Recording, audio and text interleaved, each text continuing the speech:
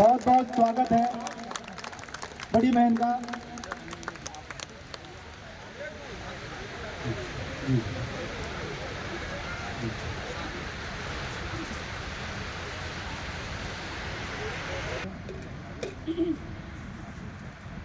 Hello, अभी ठीक है। सम्राटों के सम्राट अशोक सम्राट चंद्रगुप्त मौर्य, जिन्होंने भारत ही नहीं, आज का जो हमारा वर्तमान का भारत है, इस भारत को ही नहीं भारत वर्ष को बना करके दिया।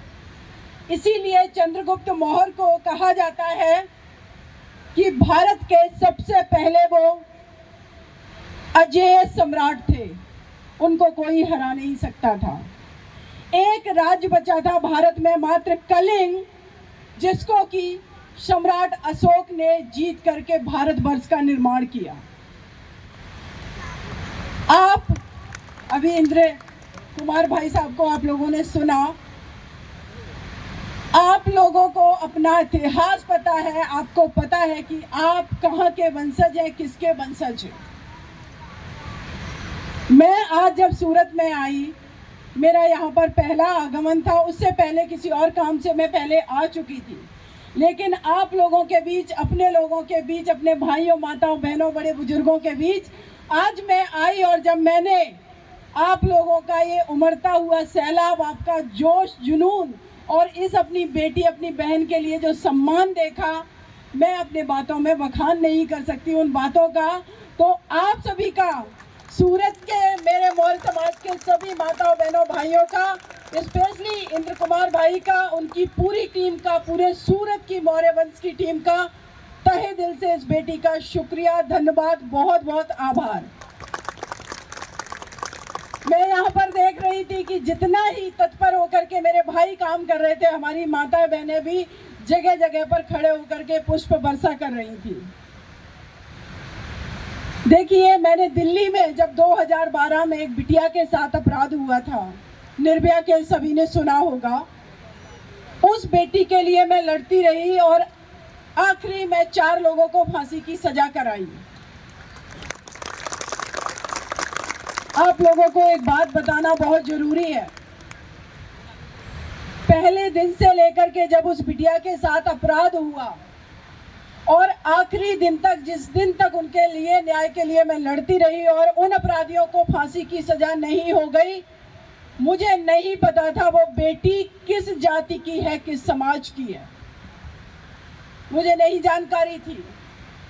ये बात यहाँ बोलना इसलिए आवश्यक है। सम्राट अशोक की जो प्रजा थी, वो किस जाति की थी, किस समाज की थी, कहाँ की थी, नहीं पता थी, लेकिन उनकी कल्याणकारी योजनाएं पूरे भारतवर्ष के लिए थी। हम उस समाज के वंशज हैं। हमारे अगर पड़ोसी को भी दर्द होता है, हमें नहीं पता है और हमें जानना भी नहीं चाहिए कि वो किस समाज का है, किस जाति का है।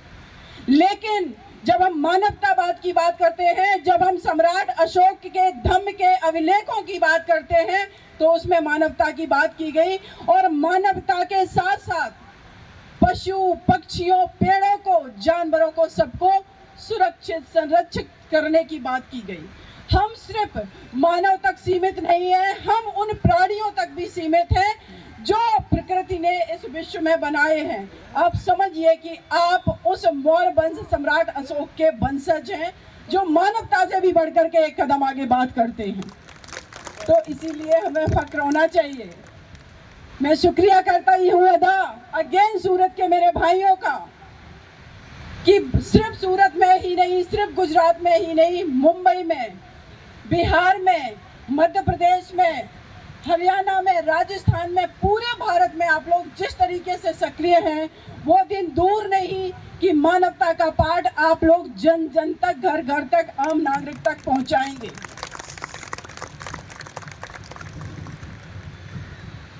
सम्राट अशोक, जब उनका साम्राज्य था, उस टाइम कॉपी, किताब और कलम नहीं थी।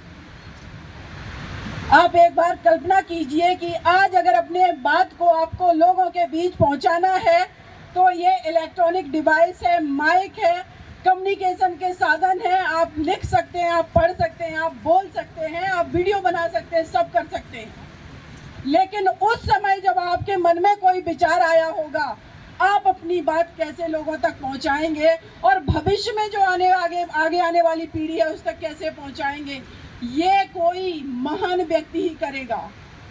जब सम्राट अशोक, जिन्होंने कि साम्राज्य का विस्तार कर लिया और फिर उनको लगा कि साम्राज्य का विस्तार हमने कैसे किया, मानवतावाद के लिए हम कैसे सोचते हैं, ये आगे आने वाले भविष्य में मेरी जो जनरेशन होगी, मेरी जो पीढ़ियां होंगी, मेरा जो ये अखंड एकता वाला भारत होगा, भारतवर्ष होगा, आम लोगों तक कैसे पहुंचाएंगे। तो उन्होंने दीवारों पर लिखवाना शुरू किया, उन्होंने पत्थरों पर लिखवाया, उन्होंने गुफाओं पर लिखवाया। ये बात इसलिए बोलनी जरूरी है कि आपके मन में अगर कोई विचार है तो उसको लिखिए, वही इतिहास बनेगा भविष्य में। आपके मन में अगर कोई विचार है तो बोलिए, वही भविष्य बनेगा। लेकिन वो विचार ऐसा नहीं होना चाहिए कि किसी को पीड़ा देने वाला हो, क्योंकि आज हम जो भारत का संविधान पढ़ रहे हैं, उस भारत के संविधान में जब आप देखेंगे कि हमारा देश गुलाम रहा बहुत दिनों तक, और जब अंग्रेज यहाँ से छोड़ करके जाने लगे भारत को, तो बहुत सारे कानून धीरे धीरे बनते रहे। 1919 का कानून बना, 1909 का कानून बना, 1935 का कानून बना, और आखिरी में वो एक पीढ़ी दर पीढ़ी वो निरंतर बनता हुआ भारत का संविधान हमारे सामने आया। और उस भारत के संविधान को लिखने वाले बाबा साहब भीमराव अंबेडकर जी ने वो जो अशोक का धम्म था, उस धम्म की वो विचार को उसमें समाहित कर दिया, और उस विचारों को समाहित किया गया। वो धम्म के जो विचार थे वो भारत के संविधान में आज नीति निर्देशक तत्व के रूप में है। और नीति निर्देशक तत्व जो भारत के संविधान के हैं, वो कहते हैं कि समय समय पर, जरूरत पड़ने पर सरकार जो बनेगी वो अपने लोगों के लिए जन कल्याणकारी योजनाएं बनाएंगी। अगर पानी की समस्या है तो उसकी व्यवस्था करेगी। अगर एजुकेशन है, लोग गरीब हैं, तो उन गरीब के बच्चों को पढ़ाने के लिए राइट टू एजुकेशन जो सरकारों द्वारा चलाया गया, वो नीति निर्देशक तत्व की एक अगली कड़ी है। अगर फूड सिक्योरिटी आज भारत सरकार हमारे देश के आम नागरिक को प्रोवाइड करवा पा रही है, तो भारत के वो संविधान के नीति निर्देशक तत्व हैं।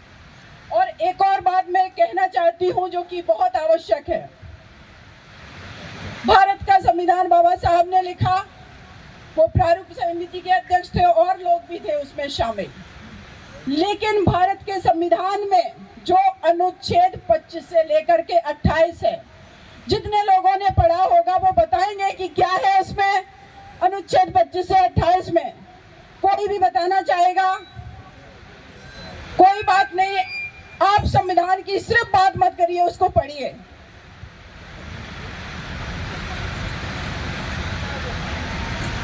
पढ़ना बहुत जरूरी है। भारत का संविधान अनुच्छेद 2528 ये कहता है कि भारत के हर नागरिक को अपने धर्म को मानने की आजादी है, अपने विश्वास को, अपनी आस्था को मानने की आजादी है। अगर आपको बुद्ध को मानने की आजादी है, तो किसी को राम को मानने की आजादी है, तो किसी को अल्लाह को मानने की आजादी है, तो किसी को ईश्वर की मानने की आजादी है। ये बात कर रहा है आपका भारत का संविधान। इसीलिए हमेशा हमें इस बात का ध्यान रखना चाहिए कि इस हमारे संपूर्ण भारत में तमाम तरीके के कल्चर हैं, संस्कृति है, भाषाएं हैं। कहीं हमारी भाषा शैली में, कहीं हमारी भाषण में कोई बात ऐसी ना हो जाए कि जो साउथ इंडिया में बैठा कोई व्यक्ति जिसकी भाषा मलयालम है, किसी की तेलुगु है, किसी की तमिल है, किसी का कल्चर कुछ और है, उनको ठेस पहुंचे। कोई अपने पूर्वज को, गुरुकुल को मानता है, कोई व्यक्ति अपनी देवी को मानता है, कोई व्यक्ति, वो उसकी आस्था है, और इस आस्था को प्रोटेक्ट कर रहा है आपका भारत का संविधान। हमें जितनी आजादी है दूसरों को भी है। अगर हमने अपने अंदर ये मन में बातें समाहित कर ली, ईमानदारी में दावे के साथ कहती हूँ, वो व्यक्ति इस देश को संचालित करेगा, क्योंकि आपके भारत को जोड़े रखना बहुत जरूरी है। और जो समाज आगे आकर के नेतृत्व करता है जब इस तरीके के विचारों को, वो सम्राट अशोक की तरह सम्राटों के सम्राट बनने की दावेदारी भी प्रस्तुत करता है।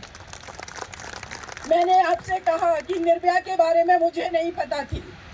आज भी मेरे ऑफिस में किसी भी बेटी का केस आता है, मुझे नहीं पता होता कि समाज की है। मेरे दिल में, मेरे दिमाग में एक ही बात होती है, मेरे भारत की बेटी है, इसके लिए लड़ना है। वो गरीब है, वो अमीर है, वो किस धर्म की है, वो किस जाति की है।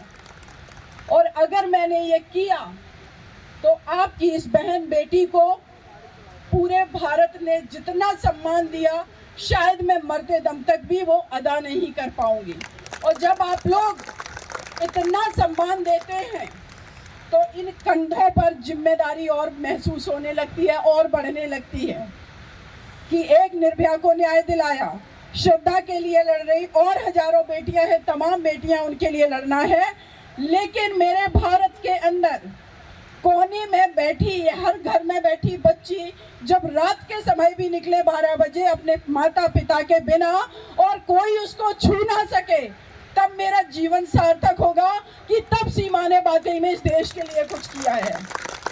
आप लोगों ने सम्मान दिया, निर्भया के लिए लड़ी, आप लोगों के लिए वो लड़ाई बहुत बड़ी थी। लेकिन मैं कहूँ, अंदर से बता रही हूँ, वो मेरी शुरुआत थी लड़ाई की, बहुत छोटी लड़ाई थी। अभी बहुत बड़ी लड़ाई लड़नी है। साथ में मेरी जितनी माताएं बहनें बैठी हुई हैं, उन माताओं बहनों से मैं एक बात जरूर कहूंगी, मेरे भाइयों से भी कहूंगी, मेरे बड़े बुजुर्गों से भी कहूंगी। मैं जिस भी जगह जाती हूँ लोग बहुत सम्मान करते हैं, कहते हैं हमारे समाज की बेटी ने मुकदमा लड़ा। तो इसमें जो एक शब्द है लड़ा, मुकदमा लड़ा जाता है, इसका मतलब है बेटियों को लड़ना भी सिखाना पड़ेगा, पंगा लेना सिखाना पड़ेगा। देखिए क्या है, जब हम अपने घर में होते हैं, हम अपनी बेटी को कहते हैं धीरे बोल, कम बोल, शादी करके ससुराल जाना है। भाई, आप दो तरीके की कॉन्ट्राडिक्टरी बात कर रहे हैं। जब आप कोई कार्यक्रम कर रहे हैं तो सीमा को तो आपने मंच पर खड़ा कर दिया, लेकिन अपने घर में बैठी बेटी को आपने चुप करा दिया। वो सीमा नहीं बन पाएगी, वो कोई और नेता बेटी नहीं बन पाएगी, वो ऐसे करके आगे नहीं निकल पाएगी। जितना आपके घर के बेटे को, जितना आपके पिता को, जितना आपके भाइयों को बाहर निकल करके धक्के खाने की, एक्सपोजर मिलने की, दुनिया को समझने की आज़ादी है, उतनी बेटी को देनी पड़ेगी। तभी वो जाकर के पार्लियामेंट में चिल्लाएगी, तभी वो कोर्ट कचहरी में चिल्लाएगी, अन्यथा बहुत मुश्किल काम है। नहीं तो आप सोचेंगे कि ये हमारी बेटी तो बाहर जाती है, डर के वजह से घर में आ जाती है वापस। 4 लड़के उसको कमेंट करते हैं, वो कहती पापा हम स्कूल नहीं जाएंगे। जिस बेटी को घर में नहीं बोलने दिया, वो समाज से क्या लड़ेगी? जिस बेटी को आपने घर में ऊंची आवाज में बात नहीं करने दी, वो कल जाकर के पार्लियामेंट में आपके हक अधिकारों की बात क्या करेगी? और ये बात सिर्फ बेटी तक सीमित नहीं है, बेटों तक भी सीमित है। मैं जब भी देखती हूँ, इलेक्शन का टाइम है आज, ये बहुत बेसिक्स बातें हैं और इसलिए मैं इनको बोल रही हूँ कि मैंने अपने जीवन में इन चीज़ों को महसूस किया है। आज मैं भारतीय जनता पार्टी की कार्यकर्ता हूँ, मैंने पार्टी ज्वाइन करी। आप लोगों का आशीर्वाद रहा तो ये बेटी भविष्य में जरूर पार्लियामेंट में बोलेगी और मुझे पता है, पूरा विश्वास है कि आप लोग मेरा साथ देंगे। ये बातें इसलिए मैं बोल पा रही हूँ, आपकी ये बहन इसलिए आगे आकर के लड़ पाई क्योंकि जब मेरे पिताजी छोटे पॉलिटिशियन थे, वो जब बैठ करके घर के बाहर बात करते थे, 10 लोग आते थे नेता, तो मैं वहाँ 5 साल की बच्ची थी, तब भी खड़े होकर के सुनती थी कि आखिर पापा क्या बात कर रहे हैं, ये नेता लोग क्या बात कर रहे हैं। शायद मैं वहाँ उस समय खड़ी नहीं होती तो आज मैं यहाँ नहीं खड़ी होती। इन चीज़ों को समझिए कि अगर आप घर में बैठे डिस्कशन कर रहे हैं, टेलीविजन देख रहे हैं, पॉलिटिकल न्यूज चल रहे हैं, देश की अर्थव्यवस्था कहाँ जा रही है, सामाजिक बात कर रहे हैं, बाबा साहब भीमराव की बात कर रहे हैं, आप माता सावित्रीबाई फुले की बात कर रहे हैं, किसी की भी महानुभूति की बात कर रहे हैं, अपनी बेटी को बैठाल करके समझाइए कि बेटी माता सावित्रीबाई पहला स्कूल बना करके चलेंगी। आज तेरी जिम्मेदारी है कि आगे आने वाले भविष्य को आप यूनिवर्सिटी बना करके दो, इस काबिल अपने आप को बनाओ। जिस दिन हम लोगों ने ये अपने घर के बेटे बेटियों से करवा लिया, मैं दावे के साथ कहती हूँ, आज जो इंद्र कुमार भाई ने यहाँ पर किया है, उनकी पूरी टीम ने किया है, मैं दावे के साथ कहती हूँ करोड़ों की संख्या में एक आह्वान पे आप लोग निकल आएंगे रोड के बाहर और भारत को नेतृत्व देने की क्षमता भी रखेंगे।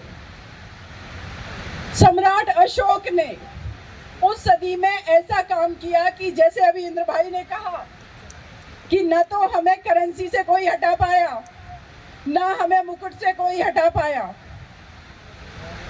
तो आगे अगर आप ऐसा काम करेंगे तो आगे आने वाला जो भविष्य होगा, देश का आम नागरिक, आम जन आपको मानेगा और ये कहेगा कि एक ऐसा समाज है जो सिर्फ अपने घर परिवार समाज के बारे में नहीं, सबसे पहले देश हित के बारे में सोचता है।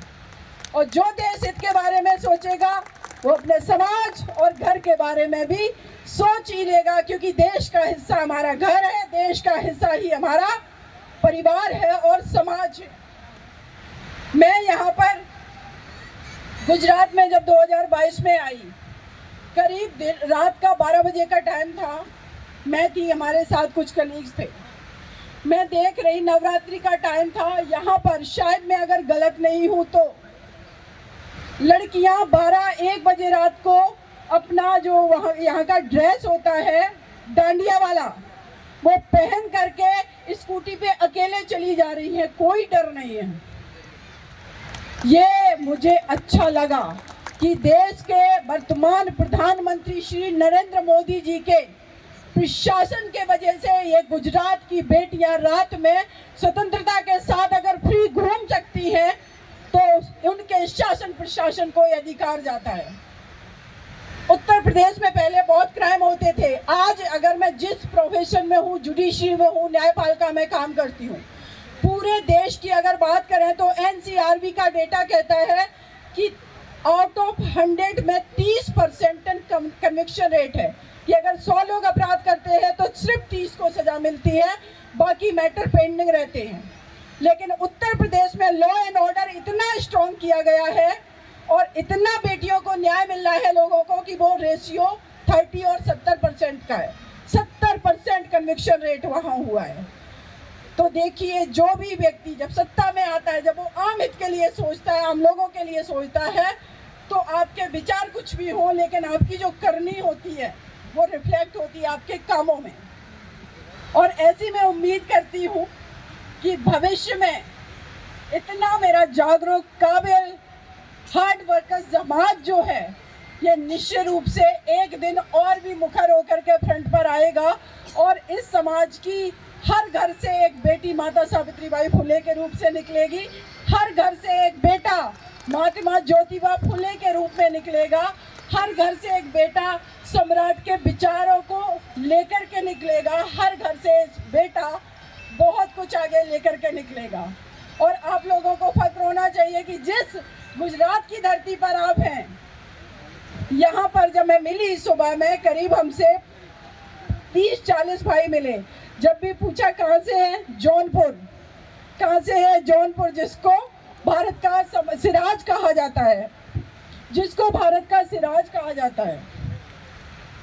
आप सोचिए कि उत्तर प्रदेश से आकर के आप लोग सूरत जैसी जगह में आकर के यहाँ पर इतना निडरता से काम कर रहे हैं, मेहनत कर रहे हैं, इंडस्ट्री लगा रहे हैं, हर काम करके, और इतना बड़ा कार्यक्रम का आयोजन कर ले रहे हैं, ये आसान बात नहीं है। आप लोगों को तहे दिल से सैल्यूट करती हूँ, शुक्रिया अदा करती हूँ और हौसला अफजाई करती हूँ कि आपने इतना कर्मठ होकर के ये कार्य करके दिखाया। मैं शॉक्ड थी जब मुझे भाई ने बुलाया, वहाँ पर आमंत्रित किया, दीदी आपको आना होगा। मुझे एक बार को लग रहा था कि सभी लोग तो उत्तर प्रदेश से हैं ज़्यादातर, और ये गुजरात में इतना बड़ा कार्यक्रम का आयोजन, मैंने कहा देखते हैं। मेरी गलतफहमी दूर हो गई और ये गलतफहमी आप लोगों ने अपनी एकजुटता से दूर करके दिखाई है। और मैं उम्मीद करती हूँ भविष्य में ये एकजुटता बनाए रखेंगे। कभी कभी बहुत सारे आपस में मतभेद हो जाते हैं, लेकिन वो पर्सनल होते हैं मतभेद, लेकिन जो कॉमन इंटरेस्ट होता है वो समाज का होता है, लोगों के हित का होता है, हमारे बच्चों का होता है, देश का होता है, देश के भविष्य का होता है। तो उसको साइड में रख करके आप आगे बढ़ जाइए। देखना बहुत कुछ बहुत बेटर होगा। और आगे मैं आप सभी का तहे दिल से शुक्रिया अदा करती हूँ। मेरे विचार बहुत पॉलिटिकल नहीं थे, बहुत सारे ऐसे नहीं थे, लेकिन एक बात मैं कहूँगी कि अपने आप को, अपने जीवन को ऐसा बनाइए कि आज सम्राट अशोक की अगर हम जयंती मना रहे हैं तो उन्होंने कुछ कार्य ऐसा किया था कि आज इतने दशकों बाद भी हम उनका जयंती मना रहे हैं और आगे भी मनाई जाएगी। तो अपने इस जीवन को सार्थक करिए, कुछ करके दिखाइए, तभी शायद हमारा जीवन सार्थक है। अन्यथा जब से सृष्टि की रचना हुई, मर जाना है, सबको चले जाना है, मिट्टी में मिल जाना है, उंगलियों पर हम कुछ लोगों को गिनते हैं। तो यही हमारा जीवन है और यही जीवन का उद्देश्य होना चाहिए, जिसको कहते हैं मानवतावाद। लोगों के लिए लड़िए, सबके हित के लिए काम करिए। जय हिंद, जय भारत, जय सम्राट अशोक। बहुत बहुत धन्यवाद।